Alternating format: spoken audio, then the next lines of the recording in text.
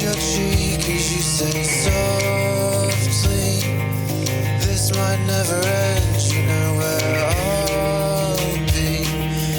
We might never leave this place again.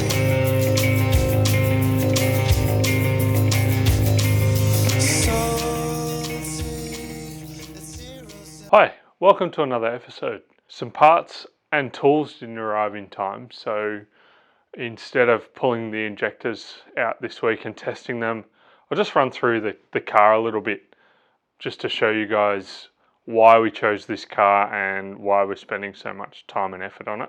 And maybe next episode we'll go through pulling the injectors out and doing all that stuff as the tool that I needed has arrived by now, but it is too late for this episode. So in this episode, as I said, I'll run through the car, show you a couple of things. We do have some older footage, so we've got some footage of replacing the turbo and repairing the headlights, so we'll put that in and show you how we did those. That's probably about it for footage, older footage, but at least I can run through the car and show you a couple of things. While we're here, I'm sure some of you might have seen our first video on the 80 series. Assuming some of you would be wanting to know what we're doing with it, why it's here, why it's not being used on the road. So we bought it a year and a half ago. Knew that it needed a lot of work. Wasn't in the greatest nick when we bought it. So we've spent the last year and a half putting as much as we had into it just to get it roadworthy. Probably the best thing about it is it's relatively low Ks. It's got only 250,000 Ks on it. As far as I can tell, it's rust free. It has had a hard life, but it does have some good stuff in it. So it's a factory turbo 1HDT, but it's got a built auto in it.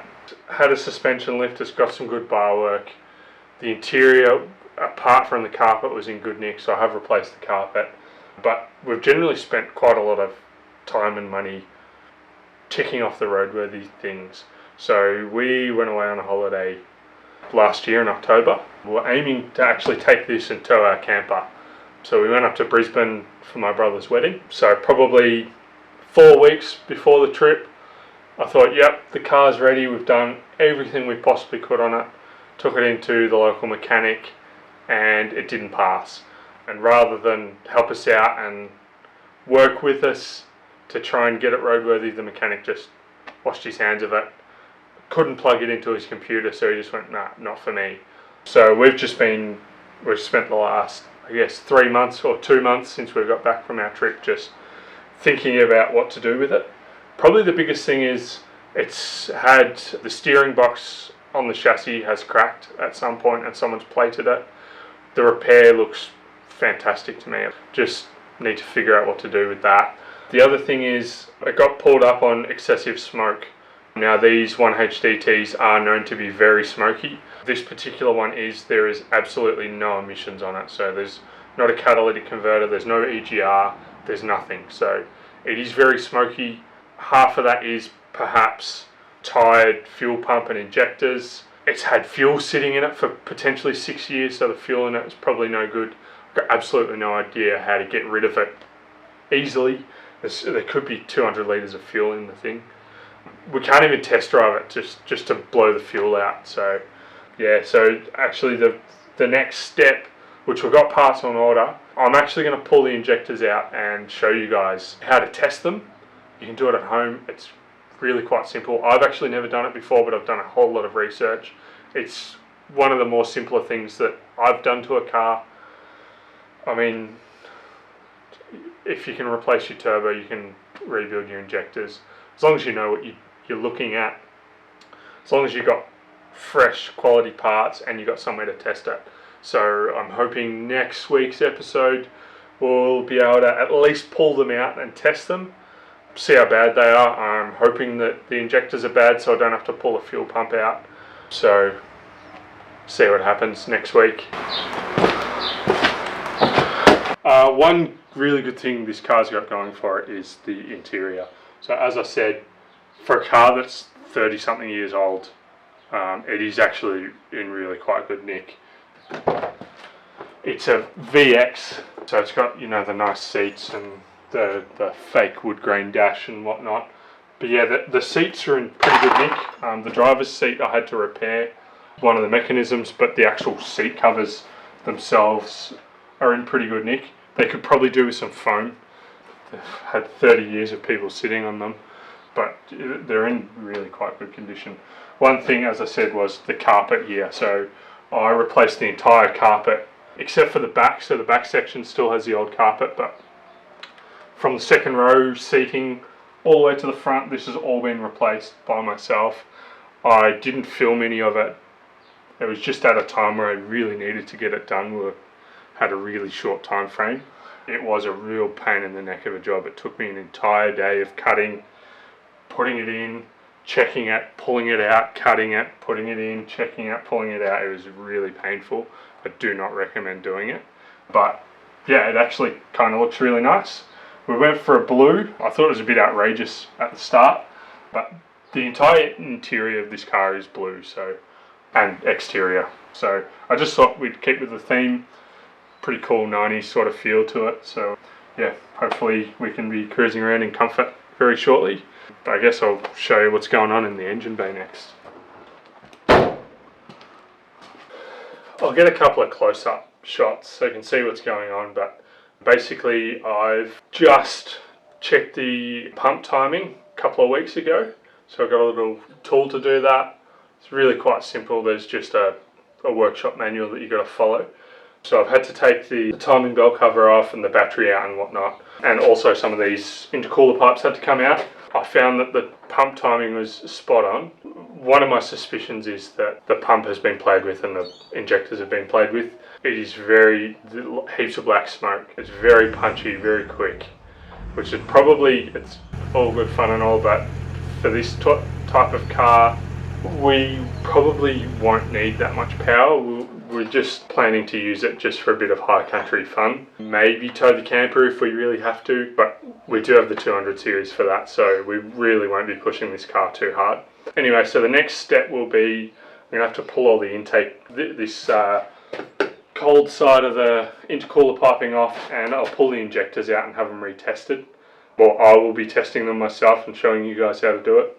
The other thing I suspect is there's a bit of air getting in, so I do have a new genuine fuel primer. I've started replacing fuel lines. The next step with the fuel lines will be getting under the car and redoing the dual tank setup, as the switchover doesn't work, so I have absolutely no idea which tank is feeding the car. So there is a little bit of work involved in that. I will have to spend a couple of days underneath the car replacing lines and some senders and whatnot. But yeah, the first step will be pull the injectors out and test them. I have a suspicion either they haven't been touched at all ever, or someone's put some plus 30s or plus 50s or whatever you do with these, and it's pumping a whole lot of fuel in. I also suspect that the spray pattern isn't right, so I will order some new nozzles for them and just replace them. It's something you need to do every 100,000 Ks, so they will be done. But yeah, once that's all sorted, it should be pretty safe and reliable. It does have a front mount intercooler, a fairly large HPD one. The stock airboxes do flow pretty well. It's got a big turbo in it, which we bought. It was one of the first things we bought. I've changed the inlet from the airbox to the turbo to a 3-inch, which should flow a bit better. It does have a 3-inch exhaust, so once the fueling is right, it should run pretty good. The car was in a bit of a state when we bought it. The paint was, and still is, rough, and the thing was covered in mud. One thing we couldn't get past was that there was mud in the headlights. It looked awful and had to be repaired. With new genuine headlights being $200 plus per side to replace, I decided it would be cheaper and quicker to split the original ones apart and clean them out myself. The first step is to heat them up to split apart the sealant holding the glass to the plastic. This can be done by either sticking them in the oven on low or using a heat gun and a cardboard box. We decided to use the box method for obvious reasons. Once these are split, you'll need to remove all of the old sealant and clean both sides thoroughly. You need to remove as much of the sealant as you can so the old sealant doesn't affect them going back together the way they should, and they are able to be sealed correctly with the new sealant.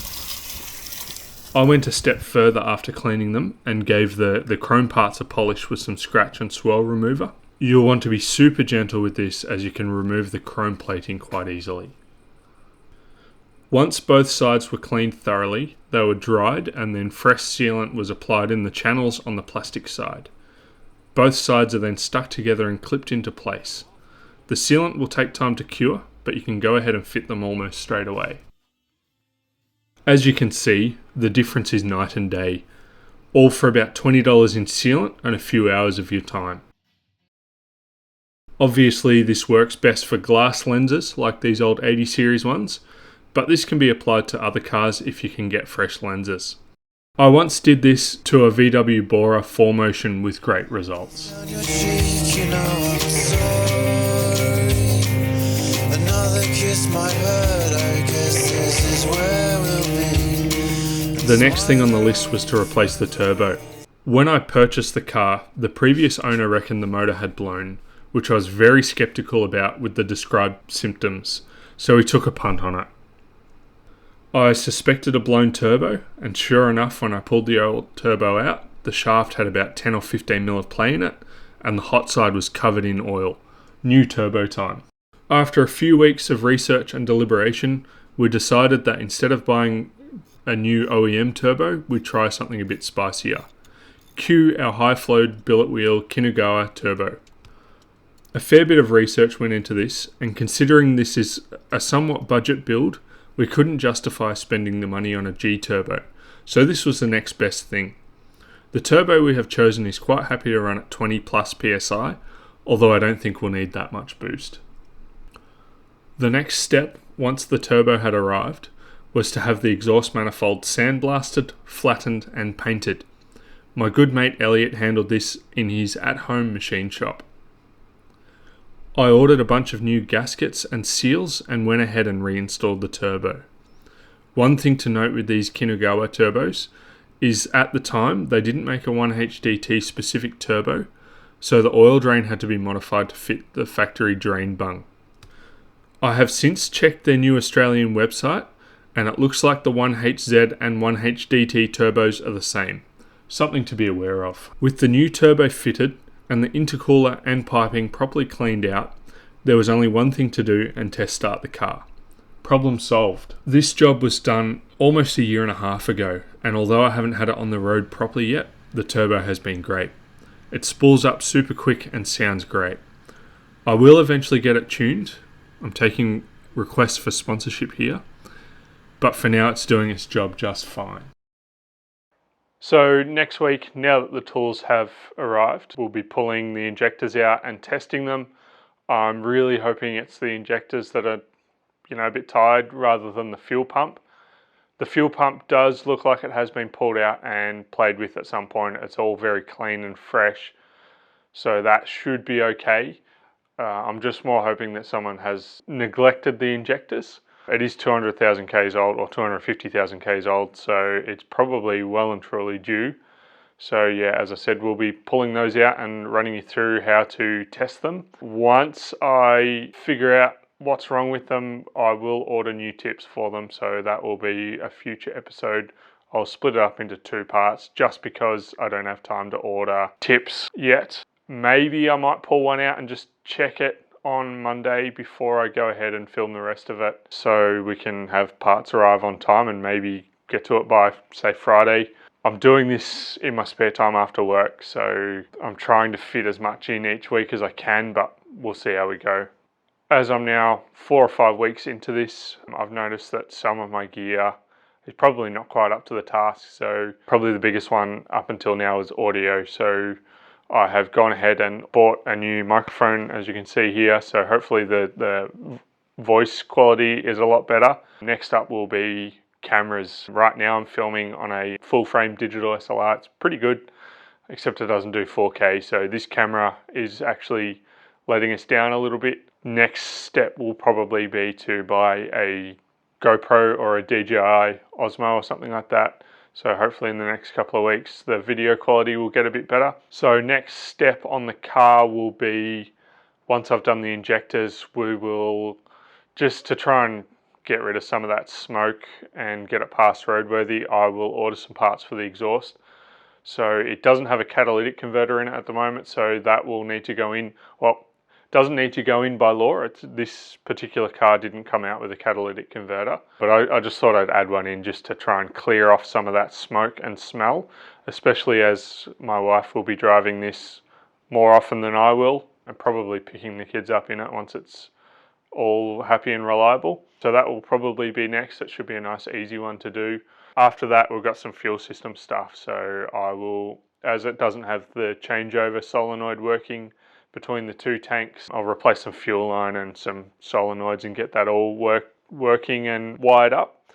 The other thing is I've got some electrical, so we've got some trailer brakes to go in. The tail lights aren't fantastic, so I need to figure out whether the cheap tail light in the bar is broken, well, no good, or if the wiring needs to be redone. I've already done that stuff 3 times now and it doesn't like it, so that will need to be done. So another couple of things that the mechanic picked up was the brakes weren't quite there. I do have brand new front brakes, so calipers, pads, rotors. I have upgraded to the later model big disc brakes, so I'm thinking maybe I will test drive it, bed them in. I'll also bleed the brakes again. Maybe I might replace the little leveling system thing in the back, as they tend to not like being bled too much. The other thing, as with all Land Cruisers, the handbrake failed, so it's got brand new brake shoes. I have sanded back the inside of the drum just to clean it up. I've put some dog bone mounts in, so the handbrake should be good. But next step, which I have parts for, is to replace the handbrake cable. So that looks like a bit of a pain of a job, but that will be done. So it's all little things. We'll slowly tick off bit by bit. There's a lot of parts just sitting there waiting to go, so we can go through a lot of that stuff and film it before the roadworthy. As always, if you liked what you've seen, please like, comment, subscribe, and tune in next week.